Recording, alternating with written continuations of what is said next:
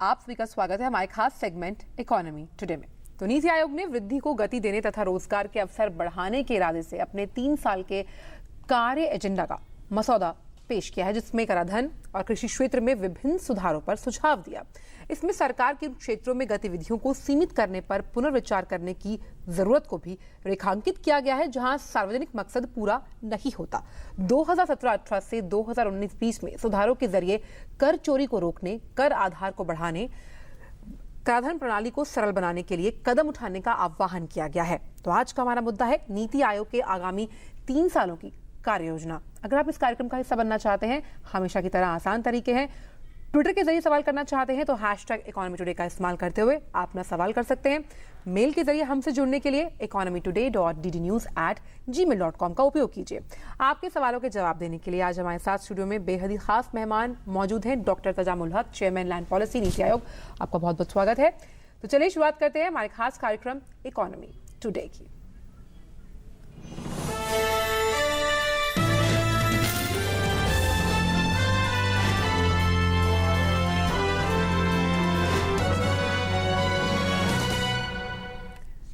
नीति आयोग ने देश के विकास के लिए एक मसौदा पेश किया है। मसौदा इस के तहत साल 2018-19 तक राजकोषीय घाटे को जीडीपी के 3% तक घटा दिया जाएगा। साथ ही 2019-20 तक राजस्व घाटा जीडीपी के 0.9% तक इसे घटाया जाएगा। देखते हैं इस खास रिपोर्ट में।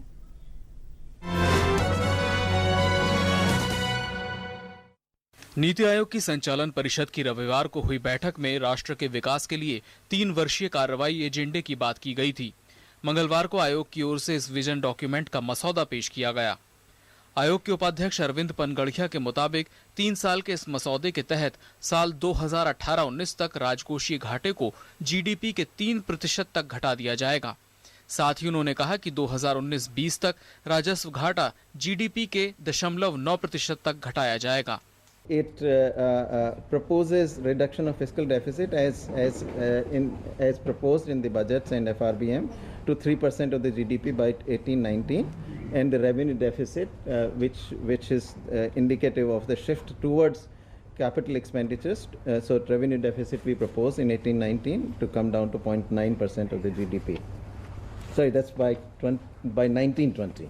आयोग के इस एजेंडे के तहत 2022 तक किसानों की आय दोगुनी करने का लक्ष्य है। किसानों को उपज का सही दाम दिलाने के लिए कृषि क्षेत्र में सुधार किए जाएंगे। सिंचाई, बीज की व्यवस्था करके उत्पादकता बढ़ाई जाएगी। There were some regulatory things like land lease, like unnecessary restriction on forestry on private land, like excessive control on markets. So those are the kind of things which must change. So I would just in brief say that the action plan represents this continuity with change, and it focuses on more inclusive growth. आयोग के मुताबिक इसमें रोजगार के मौके पैदा करने के लिए तमाम कानूनों में सुधार की बात है। साथ ही बैंकिंग सेक्टर में एनपीए की समस्या को दूर किया जाएगा। हाउसिंग क्षेत्र में आदर्श किराया कानून के तहत किराया नियंत्रण कानून में सुधार होगा और शहरों में सार्वजनिक परिवहन की व्यवस्था में खास जोर दिया जाएगा। उल्लेखनीय है कि सरकार ने 5 वर्षीय योजनाओं को समाप्त कर दिया है। इसकी जगह नई 3 वर्षीय कार्य योजना लागू की जा रही है, जिसका मकसद न्यू इंडिया के सपने को साकार कर देश की अर्थव्यवस्था में दूरगामी बदलाव करना है। Siddhant Sebal, DD news. So you are part of the, you are the chairman of the land policy center at Niti Aayog, and amongst that we can see that there have been quite a few ideas that have come out as far as land, because land is an issue which is quite crucial. Yeah, exactly. Not only agriculture but even urban land, right? And they have to try and make housing affordable. You have to try and make land cheaper. Yes, what are the suggestions that have come out as far as that is concerned? No, the most important thing in the present context is that if you want to double the farmers' income by 2022, the action plan that we have suggested in the next few years, I think one of the things is land leasing reform. And land leasing reform means currently in most of the states, agricultural land leasing is either legally prohibited or highly restricted. So we said if you remove those restrictions, about 60 million hectares of land which are currently kept fallow because of these illegal restrictions will be put to use. So some people, those who don't have, say, viable holding, if they lease in land, they will improve their viability. Okay. They will improve their income. They will improve overall agricultural output. And as a result, currently we are thinking that nearly 52 million tons of additional grains, if we just put for grains, will be produced out of this 26 million hectares of fallow land. Secondly, currently the tenant farmers do not, there are a huge number in many places. In fact, in some of these southern states, in Andhra Pradesh, Karnataka, a huge number of tenant farmers are there, covering huge area. And in some cases, 50 to 70% of the area is under tenancy, but informal tenancy, since legal restrictions are there. Right. The informal tenants cannot access bank credit. They cannot access disaster relief services or any other support services, including Pradhan Mantri Fasal Bima Yojana. Yeah. So if they have to be enabled to access those support services for improving their productivity and income, I think this land leasing reform will help immensely. So this is one of the focus that we have. Secondly, we also are talking of agriculture marketing reforms. Yes. This is very critical because, first of all, we have wholesale markets with a lot of regulations and I should say irrationality involved in all this. So if you remove some of those restrictions, particularly in terms of liberalizing license for traders, like if you get license in one particular market, it will be valid for all the markets. You can trade them in all the markets. Similarly, levies, fees, and all those things, if it goes, and we have a unified market all over the country, like we have 6,700 wholesale markets. Right. And there are also about 2,000 to 3,000 rural periodic markets. Okay. If all these markets get properly integrated, farmers all over the country will get access to better price and get access to market and will be able to realize better price for their products. So this will make immense difference to whatever is the current situation. जो tenancy loss की बात की जा रही है, उसको लेकर जो सुझाव सामने दिए गए हैं, खासतौर पर किसानों के मद्देनजर और उनकी आय को दुगना करने के लिए किन स्तरों पर कदम उठाए जाएंगे? क्योंकि अब हर बार हम ये बात सुनते हैं कि किसानों की आय को दुगना करना प्राथमिकता है सरकार की, लेकिन जब हम बात करते हैं कोल्ड स्टोरेज की, वहाँ पर इतना सिस्टम ही नहीं है कि जो माल यहाँ तक लाया जाता है वो रास्ते में सड़ जाता है, या और भी बहुत सारी मुश्किलात हैं, उनसे निपटने के लिए 3 साल का खाका किस तरह से तैयार किया जा रहा है? देखिए, जैसे दो चीज़ें, एक तो लैंड लीजिंग की जैसे आपने कहा, उसमें हमने ये किया कि हर एक स्टेट, हमने ऑलरेडी मॉडल एक्ट बना दिया है लैंड लीजिंग का। तो एग्रीकल्चर लैंड लीजिंग का जो मॉडल एक्ट बनाया, उसको हर एक स्टेट्स को हमने सर्कुलेट कर दिया है, चीफ मिनिस्टर्स को, चीफ सेक्रेटरीज को, स्टेट लेवल पे हम कंसल्टेशंस भी कर रहे हैं। और अभी देखा गया कि कई स्टेट्स ने हमारे उसी मॉडल एक्ट के बेसिस पे अपना लॉ को भी अमेंड कर दिया। उत्तर प्रदेश ने फॉर इंस्टेंस लॉ को अमेंड कर दिया, उत्तराखंड ने कर दिया, मध्य प्रदेश ने कर दिया, उड़ीसा भी करने वाले हैं, कर्नाटका, महाराष्ट्र वो भी अभी बिल बना रहे हैं नया, Telangana is on the same line doing some exercise. तो कहने का मतलब अभी 1 साल के अंदर अंदर हम देख रहे हैं कि 5-6 स्टेट जो है इस तरह का रिफॉर्म्स लाने को तैयार हो गए, और आगे बाकी और 5-10 स्टेट्स मेरे ख्याल से जल्द आ जाएंगे। तो अगर ऐसा होता है तो it will make a huge difference. लेकिन राज्यों के साथ सामंजस्य बिठाना भी अपने आप में एक चुनौती है, कभी वहीं पर कोऑपरेटिव फेडरलिज्म अपना बहुत रोल प्ले करेगा। बहुत, NITI Aayog plays a very important role cooperative federalism, और इसीलिए हम स्टेट गवर्नमेंट्स के साथ डिस्कस करके डे टू डे बेसिस पे उनके पास वहाँ हम जाते हैं, उनको बुलाते हैं पीरियडिकली, और इस मसला का सुधार मतलब सोल्यूशन निकालना चाहते हैं, और हो रहा है इसमें irrespective of the political parties. BJP states भी कर रही है, नॉन बीजेपी स्टेट्स भी कर रही है। तो इसीलिए एक बहुत बड़ा पॉजिटिव है रोल है नीति आयोग का इस कॉन्टेक्स्ट में। दूसरी बात एक और है कि आपने जैसे वो क्रॉप लॉस वगैरह की बात कहा, स्टोरेज फैसिलिटीज़ का, तो स्टोरेज फैसिलिटीज़ इंप्रूव करने का बड़ा फोकस रहेगा, क्योंकि फूड ग्रेन्स के लिए भी आपको एडिशनल स्टोरेज कैपेसिटी चाहिए। अप्रॉक्सीमेटली हम एस्टिमेट करते हैं अगला 3-4 साल में 39 मिलियन एडिशनल स्टोरेज कैपेसिटी आपको क्रिएट करने की ज़रूरत है। उसके लिए जो भी इन्वेस्टमेंट होगा सरकार को करना चाहिए, दैट विल बी प्रायोरिटी। क्योंकि आपने देखा होगा पोस्ट हार्वेस्ट लॉसेस बहुत हो जाता है हमारे यहाँ ग्रेन्स में भी, खास करके फ्रूट्स वेजिटेबल्स में तो बहुत ज़्यादा है। तो इस सब लॉसेस को कम करेंगे तो अपने आप ही फार्मर्स का फिर इनकम बढ़ेगा, मार्केट आपको दे ही रहे उनको। So we are focusing on doubling farmers' income by 2022. We're going to take a short break. When we come back, we'll return to our guest. Do stay with us.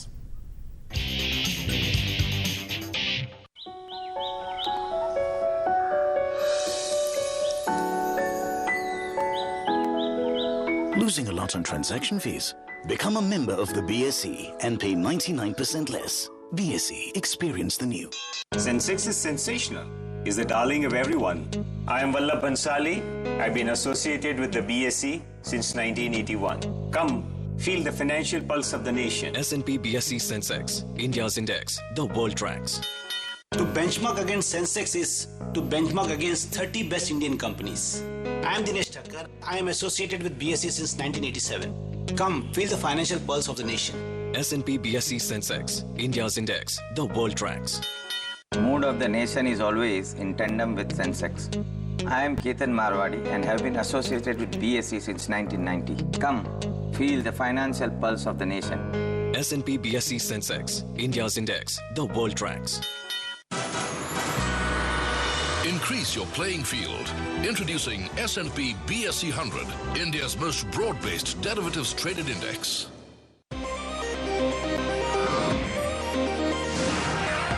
India's fastest currency derivatives exchange is here. BSE CDX, powered by Bolt Plus.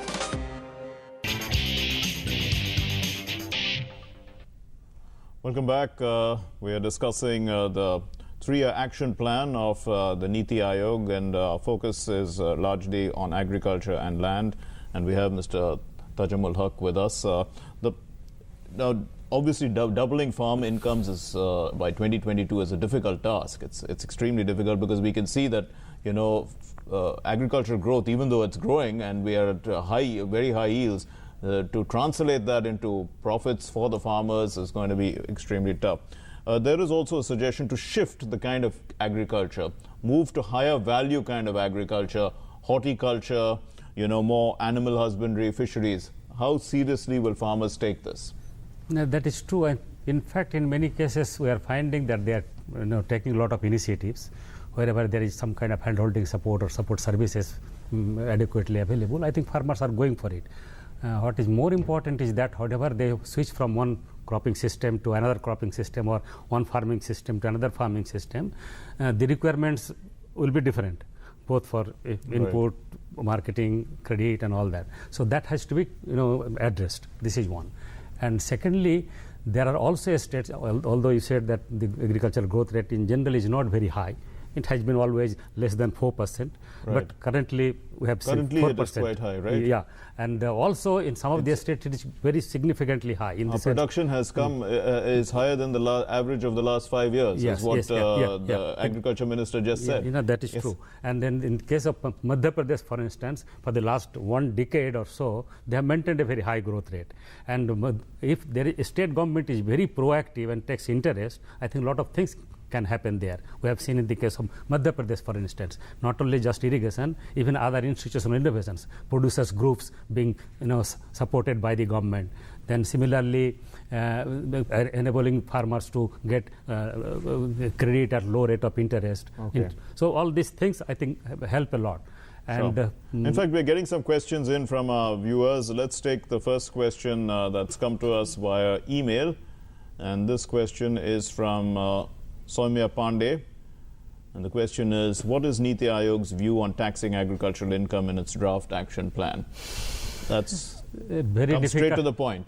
Yeah, very difficult question in the sense Niti Aayog cannot have its own view that way. I should say so far they have no view as such, but some view of course was expressed that why not we also tax agriculture, like if you are taxing non-agriculture income, agriculture income also beyond a certain level, beyond a certain level should be taxed. And also it is mainly because you will find that some of the big farmhouses, their main business is actually non-agriculture, but they have some farmhouse and they saw that this is coming from agriculture, so they evade tax. In order to plug those loopholes, I think it is important that we have a uniform that kind of tax. This is again my personal view. This is not the view of Niti Aayog. So the point is, that is the idea here, like how do we plug those loopholes and say those non-farm interests in the name of farming should not take advantage of this.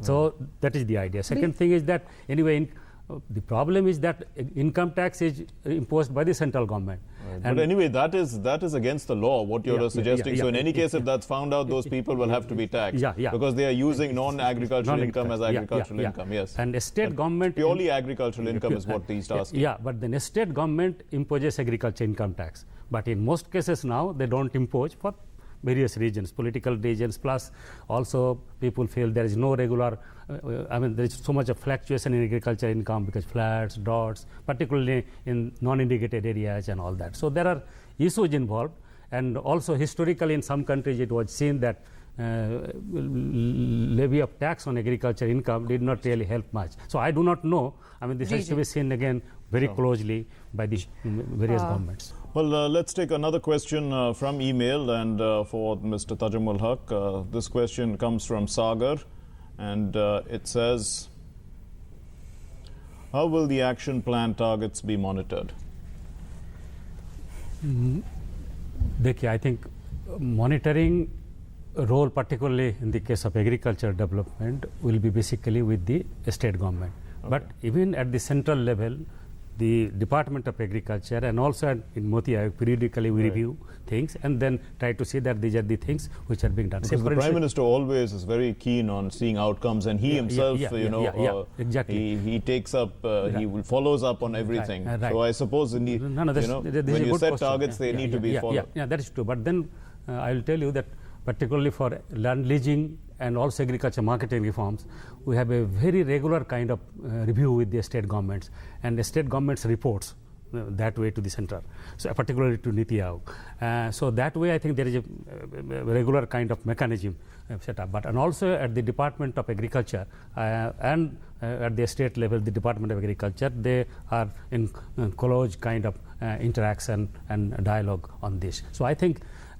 things are likely to happen, because if the Prime Minister is interested in monitoring things, the Niti Aayog and the Department of Agriculture is interested in monitoring, and some of the state governments who are doing good, they are also showing results. So speaking of targets, is doubling farm income by 2022 a target? Is it a target? Yeah, it is a target. It is a target, and all the state governments have a role. So if central governments, even if they want to help the state governments, and if state government is not proactive, things may not happen. So there, and in fact, a close cooperation between the center and the state and monitoring is very important. Right. Doctor Tajamul, आप इस show पर आए, आपने अपने विचार इस मंच से साझा किया, आपका बहुत बहुत शुक्रिया इस शो पर जुड़ने के लिए. And that's all we have time for today in Economy Today. Thank you very much for watching. Namaskar.